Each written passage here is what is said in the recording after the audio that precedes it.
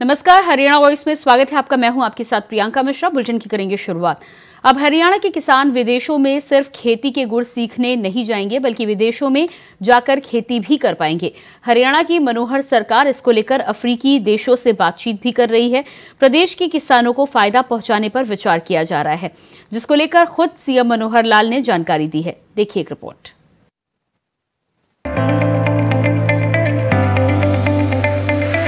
किसान प्रदेश हरियाणा के किसानों के लिए मनोहर लाल सरकार तरह तरह के प्रयास कर रही है, जिसका फायदा भी किसानों को हो रहा है। इसी बीच किसानों को लेकर एक और प्रयोग करने पर विचार किया जा रहा है। इस नई योजना के जरिए हरियाणा के किसान विदेशों में जाकर खेती कर पाएंगे।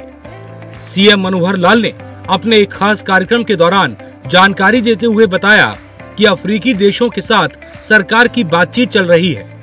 वहां जाकर हरियाणा के किसान खेती कर सकते हैं। सीएम ने बताया कि खेती के लिए जमीन कम हो रही है, ऐसे में किसानों का व्यवसाय चलता रहे, इस वजह से इस तरह के फैसले लिए जा रहे हैं ताकि कोई भी किसान गरीब ना रहे। सीएम मनोहर लाल ने इस मौके पर किसानों से खास अपील भी की है कि किसानों के नाम पर राजनीति करने वालों से बचें। कि किसानों की जो जोत है ये बहुत छोटी हो गई है, क्योंकि अपने यहाँ जमीन तो जितनी है उतनी है। कुछ जमीन हमारे विकास के नाते से, शहरीकरण के नाते से, औद्योगिकरण के नाते से उसमें लग रही है। बाकी जमीन जो है वो धीरे धीरे कम हो रही है और आवश्यकता हमारे परिवारों की बढ़ती जा रही है। इसलिए हमारा जो जमीन का जो भाग है यानी जोत है वो हमारी बहुत छोटी होती जा रही है। हम ऐसे सब किसानों के परिवारों में भी कम से कम एक परिवार को अपना व्यवसाय करने के लिए सरकार कैसे सहयोग कर सकती है, नौकरी में जाने के लिए कैसे सहयोग कर सकती है, प्राइवेट नौकरी उसको कैसे मिले, उसकी स्किलिंग करा करके उसका जो हुनर विकास करके और कैसे उसको स्वयं रोजगार के नाते आगे हम बढ़ाएं। तो इन बातों पर वे लगे हैं ताकि कोई किसान उसकी आय कम से कम किसान कहलाता है तो एक आदरणीय एक नागरिक के नाते उसका जो स्थान बने। तो हम चाहेंगे कोई किसान बीपीएल के नीचे न रहे, सब किसानों की आय 1,80,000 से ऊपर कैसे हो, इसकी योजनाएं हमारे सभी विभाग मिलकर के बनाते हैं। केंद्र सरकार की योजनाओं का भी हम लाभ उठाते हैं। ऐसे आपके भी किसी प्रकार के कोई अच्छे सुझाव होंगे तो निश्चित रूप से हम उनको भी लेंगे। हरियाणा के अंदर 500 से लेकर 800 तक ऐसा माना जाता है कि प्रगतिशील किसान भी हैं। प्रगतिशील किसानों को भी हमने योजना के माध्यम से कैसे उसका विस्तार हो, हर प्रगतिशील किसान एक नए किसान को ट्रेंड करके उसको प्रगतिशील बनाए, इस योजना पर भी हम लगे हैं। उसके लिए भी प्रोत्साहन राशि हमने दी है। विदेशों में जाने के लिए ऐसे हमारे किसान बंधु वहां जाकर के अध्ययन करके आए कि किसानी किस प्रकार से और अच्छी की जा सकती है। इसके लिए भी विदेश भ्रमण की योजना भी हम बना रहे हैं कि कुछ किसान अगर जाकर के अध्ययन करके आना चाहते हैं उनकी व्यवस्था भी हम कर रहे हैं। अफ्रीकन कंट्रीज के साथ हमने बातचीत की, उन्होंने कहा कि हमारे यहाँ जमीन बहुत है, अगर आपके किसान हमारे यहाँ जमीन लेकर के और खेती करना चाहें तो वो भी हमारा स्वागत करने के लिए तैयार बैठे हैं। ऐसे कुछ किसानों को वहां जाने के लिए भी प्रेरित करेंगे। तो मित्रों, किसानों की मदद जितनी हमारे से हो पड़ती है उतनी हम करेंगे। और इसी के साथ किसानों को बहकाने वाले भी बहुत लोग अपने पास आते हैं। वो बहकाने का जिनका कुल मिलाकर एक स्वभाव ऐसा, एक आदत ऐसी है या उनका कुछ लक्ष्य और हो सकता है, तो ऐसे बहकाई करने वाले भी कुछ किसान संगठन बना करके, किसान नेता बन करके और जिस प्रकार से आपके पास आकर के बहकाते हैं उनसे जरूर सावधान रहना है, क्योंकि वो नहीं चाहते कि हरियाणा प्रगति के पथ पर आगे बढ़े और यहाँ का किसान खुशहाल हो। क्योंकि किसान कमजोर रहेगा तो उनकी राजनीतिक रोटियां सिकती रहेंगी। तो मैं इस बहुत ही एक मन के भाव से आपको बात कह रहा हूँ जो मेरी चिंता है। तो इस चिंता से हम कैसे उभरें और किस प्रकार से किसान का भला करने के लिए हम आपके साथ खड़े हैं, आप भी हमारा सहयोग करेंगे तो निश्चित रूप से हम मिलकर के अपने प्रदेश को आगे बढ़ाएंगे और हमारे प्रदेश का देश को आगे बढ़ाने में योगदान भरपूर होगा। पिछले दिनों प्रदेश के कई जिलों में आई बाढ़ की वजह से किसानों को जो नुकसान हुआ था उसकी जानकारी भी सीएम मनोहर लाल ने दी। उन्होंने बताया कि किस तरह से किसानों के नुकसान की भरपाई सरकार ने की है और साथ ही पराली प्रबंधन को लेकर भी किसानों की पीठ थपथपाई। इसके साथ ही किसानों को सरकार का सहयोग करने के लिए धन्यवाद भी दिया। अभी जब पीछे बाढ़ आई थी तो उस समय स्वाभाविक रूप से मन में एक चिंता हुई कि इस बाढ़ के कारण से नुकसान भी ज़रूर हुआ है किसानों का, अथवा अन्य जहां गांव में शहर में पानी चला जाता है ऐसे बहुत से बंधुओं का नुकसान होना स्वाभाविक था। उस समय मन में विचार आया कि स्वयं जाकर के इस नुकसान का आंकलन लेना चाहिए। तो मैंने स्वयं जाकर के हवाई सर्वे से भी और वैसे भी कुछ गांव में जाकर के देखा कि किसान बहुत ज़्यादा नुकसान हुआ है। उस नुकसान की भरपाई के लिए ये भी एक सूचना दी गई सरकार के द्वारा कि हम लोग अपना जो है किसानों का मुआवजा उसका आंकलन करेंगे। लेकिन मैंने तब कहा कि नहीं, किसानों को स्वयं अपने आंकलन का, अपने नुकसान का आंकलन करना चाहिए और हम एक व्यवस्था बनाएं ताकि वो स्वयं बता सकें कि किसका कितना नुकसान हुआ है। आखिर कोई भी किसान जो बताएगा तो निश्चित रूप से उस नुकसान को सच्चाई में ही बताएगा, क्योंकि कोई किसान नुकसान दिखाने का, बताने का शौकीन नहीं होता है। इसलिए हमने कहा कि एक क्षतिपूर्ति पोर्टल बनाया जाए और हमारे व्यवस्था के हिसाब से हमने एक क्षतिपूर्ति पोर्टल बनाया और सभी किसान बंधुओं को ये कहा कि आप लोग जो है अपना अपना जो उसके अंदर नुकसान हुआ है उसको आप भर दें, चाहे वो खेती का है अथवा किसी मकान का नुकसान है अथवा कोई पशु का नुकसान हुआ है, कोई व्यवसायिक किसी जगह पर पानी भरा तो वो नुकसान भर दें। तो सब लोगों ने उस किसान को भरा है। तो आज मैं ऐसे सब बंधुओं से बात कर रहा हूं जिनका नुकसान हुआ और उनको हमने मुआवजा दिया है।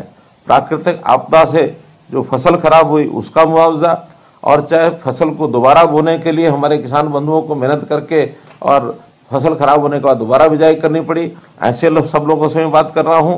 तो इस नाते से जो आपको हमने मुआवजा दिया है उसकी जानकारी आपको हो ही गई होगी कि दोबारा बिजाई के नाते से 50,000 एकड़ लगभग ऐसा क्षेत्र था जिसमें 7,000 रुपया प्रति एकड़ के हिसाब से हमने उनको मुआवजा दिया है। ऐसे ही जो प्राकृतिक आपदा, इस नाते से भी कुल मुआवजा जो इस बाढ़ के कारण से दिया गया वो 112 करोड़ रुपया दिया गया है। अगर मैं पिछले सब वर्षों की बात करता हूं तो ऐसा किसानों को जो दिया जाने वाला मुआवजा, मैं हालांकि मुआवजा तभी दिया जाता है जब किसान परेशान होता है, दुखी होता है, लेकिन पर्याप्त मुआवजे की जब हिसाब किताब लगाता हूं तो मुझे संतोष होता है कि हमने पिछले 9.5 साल में लगभग 11,000 करोड़ रुपए का मुआवजा दिया है। अगर मैं कांग्रेस के 10 वर्षों का हिसाब आपको बताऊं तो मात्र 1100 करोड़ रुपया दिया गया। 10 गुना एक प्रकार से मुआवजा हमने किसान को दिया है। वो इसीलिए देने का मन हुआ कि मुझे मालूम है किसान की पीड़ा क्या होती है, क्योंकि मैं स्वयं किसान हूं, किसान का बेटा हूं। आज भले मुख्यमंत्री का दायित्व मेरे पास है, लेकिन किसान की पीड़ा क्या होती है ये मैं अच्छी प्रकार से समझता हूं। तो इसलिए भाइयों बहनों, हमने किसानों के लिए हरदम, चाहे देश के प्रधानमंत्री नरेंद्र मोदी जी हों, चाहे आपके साथी मनोहर लाल की बात हो, हमेशा किसान के साथ खड़े रहे हैं। जैसा आपने को पता है, प्रधानमंत्री जी भी पीएम किसान सम्मान निधि के नाते से और हर 4 महीने में एक किस्त हमको भेजते हैं। हमको 15वीं किस्त भी अभी मिल चुकी है। हरियाणा के 8,74,000 किसानों को किस्त जाती है और इसमें भी किसानों को लगभग अब तक 15,000 करोड़ रुपया ये जा चुका है। तो ये बहुत ही एक मेरे लिए संतोष की बात है कि कभी किसान को परेशान नहीं होने देते हैं। हम किसान भी जो सहयोग करते हैं उनका मैं बहुत बहुत धन्यवाद करता हूं। जैसे अपने को पता है, पराली प्रबंधन ये एक बड़ा विषय है जो किसान के साथ जुड़ा हुआ है। बहुत से ऐसे जो आवाज़ें आती हैं कि किसान पराली जलाता है, उसके कारण से प्रदूषण होता है, और खास करके कोर्ट्स भी कई बार संज्ञान लेती हैं। और संतोष की बात तो ये है कि पिछले दिनों में उच्चतम न्यायालय ने ये कहा है कि हरियाणा ने पराली प्रबंधन का जो कार्य किया है किसानों की सहायता करके, ये सराहनीय है। बल्कि पंजाब की सरकार को उन्होंने फटकार भी लगाई है।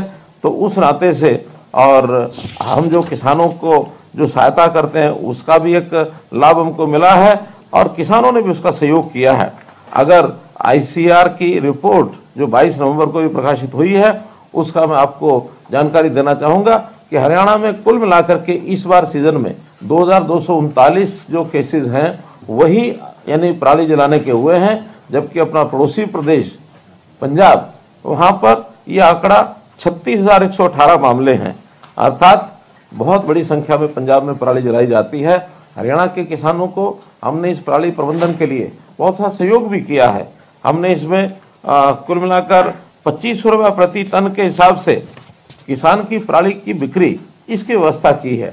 और यदि 20% से कम मॉइस्चर पाई जाती है तो 500 रुपया इसके लिए अलग से भी और ये दिया जाता है। तो इस प्रकार हम उनको जो इम्प्लीमेंट्स भी देते हैं, उस इम्प्लीमेंट्स में अभी 6794 कस्टम हायरिंग सेंटर्स ये हमने बनाए हैं, ताकि हम पराली इकट्ठा करने के लिए, उसको इकट्ठा करके बेचने के लिए वहाँ से और जो हायर करके और इम्प्लीमेंट से ले सकते हैं। कोई किसान अपना इम्प्लीमेंट अगर लेना चाहता है उसको भी सब्सिडी दी जाती है। 80,000 फसल अवशेष के ऐसे प्रबंधन के उपकरण ये किसानों ने खुद खरीदे हैं, हम इसमें सब्सिडी भी देते हैं यदि कस्टम हायरिंग सेंटर कोई बनाता है। हरियाणा के मुख्यमंत्री मनोहर लाल के कुशल नेतृत्व की वजह से आज किसान खुशहाल हैं और समृद्ध हो रहे हैं। किसानों के प्रदेश के मुख्यमंत्री किसानों के हित के लिए जो कदम उठा रहे हैं उसका असर धरातल पर देखने को मिल रहा है और प्रदेश विकास की ओर तेजी से अग्रसर है। Bureau report, India voice.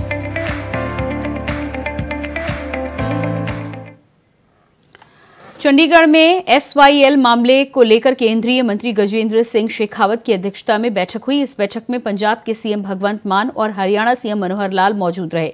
दोनों ने अपने अपने पक्ष रखे। बैठक के बाद मनोहर लाल शायराना अंदाज में पंजाब के सीएम पर तंज कसते नजर आए। हरियाणा वासियों को मिलेगा हक दिलाने में जुटी मनोहर लाल सरकार की तरफ से प्रयास लगातार किया जा रहा है। SYL की बैठक में सीएम ने रखा अपना पक्ष।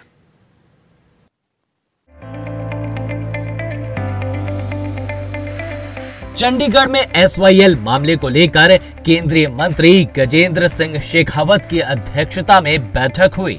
इस बैठक में पंजाब के सीएम भगवंत मान और हरियाणा सीएम मनोहर लाल मौजूद रहे।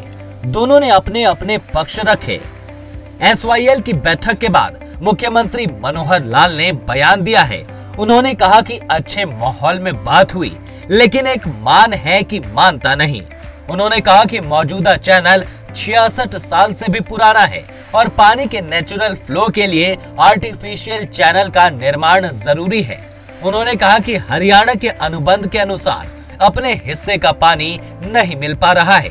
पीने के पानी की आवश्यकता राजस्थान, दिल्ली और उत्तर प्रदेश के साथ कई इलाकों में भी है। माइक्रो इरिगेशन की पद्धति अपनाकर हरियाणा में पानी का मैनेजमेंट किया जा रहा है। हरियाणा कॉन्ट्रैक्ट पॉइंट पर फ्लो से भी 700 से 1000 क्यूसेक पानी कम मिल रहा है। देखिए, विषय उतना ही है कि वो दो विषयों को जोड़ करके चल रहे हैं कि नहर बनाना और पानी है कि नहीं है। हम दोनों विषयों को अलग अलग करके बात कर रहे हैं कि नहर बनाना, चूँकि एक सुप्रीम कोर्ट का वर्डिक्ट आ चुका है और सुप्रीम कोर्ट भी बार बार यही कह रहा है कि उसको इसके साथ लिंक नहीं करना है। पानी जितना है, जो फैसला हुआ है उसके हिसाब से प्रो रेटा ही पानी जो मिलेगा। अभी 1.11 MF जो पानी पूरा होने के बाद भी वो हरियाणा को नहीं मिल पा रहा, लेकिन पानी कम है, उस नाते से प्रोरेटा हमको मिलता है। पानी पूरा हो जाए तो भी प्रोरेटा मिलने के लिए नहर की आवश्यकता है। और वैसे भी वो नहर बहुत एक अल्टरनेटिव चैनल भी हमको चाहिए, क्योंकि जब इतना बड़ा पुराना इंफ्रास्ट्रक्चर होता है तो कई प्रकार की कठिनाइयाँ आ जाती हैं। बल्कि हमने तो यहाँ तक भी कहा है कि कल को अगर कोई दुर्घटना हो जाती है, जो वर्तमान भाखड़ा मेन लाइन है, तो इसका नुकसान पंजाब को ही ज़्यादा होगा, हरियाणा को नहीं होगा। क्योंकि पंजाब के एरिया में अगर कहीं टूटती है तो उसका ज़्यादा पोर्शन पंजाब के एरिया में ही है, तो इसलिए उसका होना ज़रूरी है। और सुप्रीम कोर्ट ने भी यही कहा है, it has nothing to do with the share of water. एक एग्जीक्यूशन है नहर बनने का, उसी विषय पर दोनों कायम हैं।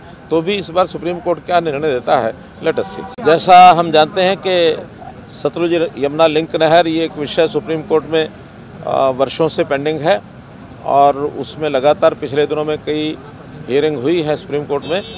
अभी भी जो लास्ट हियरिंग हुई थी उसके अंदर फिर सुप्रीम कोर्ट ने यह कहा है कि एमिकेबली कोई रास्ता निकालने के लिए केंद्र सरकार पहल करे। तो केंद्र सरकार की पहल के नाते से आज हमारे जो इरिगेशन मिनिस्टर हैं श्री शेखावत जी, उन्होंने दोनों राज्यों के मुख्यमंत्रियों को बुलाया था, हमारे डिपार्टमेंट के लोग भी थे। और एक डिस्कशन जो हुआ है उसमें यही है कि अगली बार सुप्रीम कोर्ट में कोई पॉजिटिव इस नाते से कोई स्टैंड लेकर के, और जैसा सुप्रीम कोर्ट ने कहा कि एग्जीक्यूशन का ये विषय है, जो सुप्रीम कोर्ट ने ऑर्डर दिया कि SYL का निर्माण होना चाहिए। तो वर्तमान में जो स्थिति है उसका एफिडेविट पंजाब सरकार, केंद्र सरकार, हमने तो अपनी एक अपील की हुई है। हमने तो कहा कि इसको SYL को नहर को बनाना ही चाहिए। तो अगली बार पॉजिटिवली कोई ना कोई सोच विचार करके और एफिडेविट दें, ऐसा एक विषय आया है। और कुल मिलाकर के डिस्कशन जो है एमिकेबली हुआ है, उसमें किसी प्रकार का कोई तनाव नहीं था। अगर मैं एक पंक्ति में कहूँ तो बात बड़े मनोहर माहौल में हुई, लेकिन अभी मान है कि मान नहीं रहे हैं। फिर भी उन्होंने कहा कि हम पॉजिटिवली सोच करके और कोई ना कोई एक एफिडेविट देने की बात जो कही गई है वो केंद्र सरकार की ओर से ही जाएगा और वो केंद्र सरकार को लिख करके देंगे। सीएम मनोहर लाल ने आगे कहा कि केंद्रीय मंत्री गजेंद्र सिंह शेखावत ने भी माइक्रो इरिगेशन को लेकर हरियाणा के प्रयासों की तारीफ की। पोरस भूमि की गुणवत्ता ठीक करने के लिए हमें प्राकृतिक खेती की तरफ बढ़ना होगा। मनोहर लाल ने कहा कि पूर्व प्रधानमंत्री अटल बिहारी वाजपेयी ने सड़क और नदियों को जोड़ने के कार्य की शुरुआत की थी और आज तक हमारे हिस्से का पानी पाकिस्तान को दिया गया। देखिए, ये एक बहुत हल्का बयान है, इसके ऊपर गंभीरता नहीं दिखानी चाहिए। बाढ़ के समय बाढ़ आती है, सूखे के समय सूखा होता है। बल्कि मैं तो प्रधानमंत्री श्री अटल बिहारी वाजपेयी जी जब थे, मैं उनकी सोच को दाद देता हूं, जब उन्होंने बहुत वर्ष पहले कह दिया था कि हमको इंटरलिंकिंग ऑफ रिवर्स ये करना चाहिए। एक ही समय में कहीं कहीं तो बाढ़ आ जाती है, उसी समय कुछ इलाका देश में ऐसा होता है जहाँ सूखा पड़ता है, तो पानी का जहाँ आवश्यकता हो वहाँ भेजा जा सके। तो इंटरलिंकिंग ऑफ वाटर ये कोई नया विषय नहीं है, बहुत पहले से चला आ रहा है। और ये नहर बनने से इंटरलिंकिंग ऑफ रिवर्स ये विषय है, तो ये होना ही चाहिए। पानी का बंटवारा तो जितना होगा उसको हम कर लेंगे। चलो, अच्छा है, उनकी जो उनकी सोच है वो एक बड़ी सोच है, उस बड़ी सोच में कहीं कोई आपत्ति नहीं है। सारा देश भी एक है, और अगर फिर से पंजाब एक होता है तो किसी को आपत्ति नहीं है। बैठ करके मॉडलिटीज तय कर लेंगे, क्या दिक्कत। पाकिस्तान को जो पानी जाता है, पंजाब ने स्वयं माना है कि हरिके डैम के ऊपर उस पानी को वो डाइवर्ट करके पंजाब में उपयोग करेंगे। इसका अर्थ जो हरियाणा की बात है कि ये पानी जो जा रहा है पाकिस्तान को, तो पानी हरियाणा को ना दे करके पाकिस्तान को आज तक बहने दिया गया, जो कि आज वो स्वयं स्वीकार कर रहे हैं कि पानी जो है पाकिस्तान को जाता है। तो हमारा तो ये कहना है कि पाकिस्तान को नहीं जा रहा, पंजाब उपयोग करे, हरियाणा उपयोग करे, आपस में बैठ करके अमीकेबली उसका सलूशन। बहरहाल SYL का मुद्दा कब सुलझता है ये तो आने वाला वक्त ही बताएगा, लेकिन हरियाणा की मनोहर लाल सरकार प्रदेशवासियों को उनका हक दिलाने के लिए पूरा प्रयास कर रही है। Bureau report, India voice. और इसी के साथ हरियाणा वॉइस में इतना ही। खबरों का सिलसिला जारी रहेगा। नमस्कार।